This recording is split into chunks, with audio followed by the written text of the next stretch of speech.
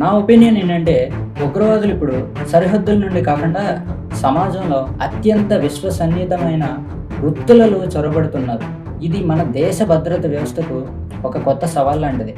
సోమవారం సాయంత్రం 6:52 గంటల ప్రాంతంలో red fort metro station gate number 1 దగ్గర నెమ్మదిగా వెళ్తున్న హుండై i20 కారులో భారీ పేలుడు సంభవించింది. ఆ పేలుడు శబ్దం కొన్ని కిలోమీటర్ల దూరం వరకు వినిపించింది. క్షణాల్లోనే 8 మంది ప్రాణాలు కోల్పోగా 24 మందికి పైగా తీవ్రంగా గాయపడ్డారు. ఈ ఘటన పాత ఢిల్లీలో తీవ్ర భయాందోళనను సృష్టించింది. మృతదేహాలు, శరీర భాగాలు చెల్లాచెదురుగా పడ్డాయని ప్రత్యక్ష సాక్షులు చెప్పిన మాటలు వింటేనే పరిస్థితి ఎంత దారుణంగా ఉందో అర్థమవుతుంది. సరిగ్గా ఇక్కడే ఒక క్లిష్టమైన అంశాన్ని గమనించాలి. ఈ పేలుడు జరగడానికి కొద్ది గంటల ముందే భద్రతా సంస్థలు ఫరీదాబాద్లో ఒక సంచలన ఉగ్రవాద ముఠాను పట్టుకున్నాయి.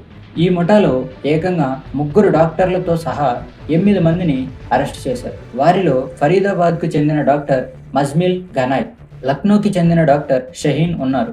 డాక్టర్ షహీన్ కారులో ఏకంగా ఒక AK-47 రైఫిల్ దొరికింది. వారు దాదాపు 2900 కిలోల పేలుడు పదార్థాలను కూడా స్వాధీనం చేసుకున్నారు. ఇది సామాన్య విషయం కాదు. జకేష్ ఏ మహ్మద్ JEM, అన్సార్ గజ్వాతుల్ హింద్ AGUH వంటి నిషేధిత ఉగ్ర సంస్థలతో వీరికి లింక్ ఉన్నట్లు అధికారులు గుర్తించారు. ఒక పక్క ఇంత భారీ మొత్తంలో పేలుడు పదార్థాలు, డాక్టర్ల ముసుగులో ఉన్న ఉగ్రవాదులు అరెస్ట్ అవ్వడం, మరోపక్క జాతీయ రాజధాని నడిబొడ్డున కారు పేలడం, ఈ 2 సంఘటనలు ఒకదానితో ఒకటి ముడిపడి ఉన్నాయని చెప్పడానికి ఇంతకంటే బలమైన ఆధారం ఇంకేం కావాలి? ఘటన జరిగిన వెంటనే కేంద్ర హోంమంత్రి అమిత్ షా ఢిల్లీ పోలీస్ కమిషనర్తో మాట్లాడారు. అనంతరం ఆయన స్వయంగా LNJP ఆసుపత్రికి వెళ్ళి క్షతగాత్రులను పరామర్శించారు. అన్ని కోణాల నుండి విచారణ జరుగుతోందని, ఏ అవకాశాన్ని తోసిపుచ్చడం లేదని స్పష్టం చేశారు. National investigation agency NIA, NSG, Delhi police ప్రత్యేక బృందాలు వెంటనే సంఘటనా స్థలానికి చేరుకొని దర్యాప్తు వేగవంతం చేశాయి. ఢిల్లీ పోలీస్ కమిషనర్ సతీష్ గోల్చా పేలుడు జరిగిన తీరుపై కీలక వివరాలు అందించారు. ఈ హై లెవెల్ ఇంటర్వెన్షన్ ఈ ఘటన తీవ్రతను, దీని వెనుక ఉన్న ముప్పు ఎంత పెద్దదో స్పష్టంగా తెలియజేస్తుంది.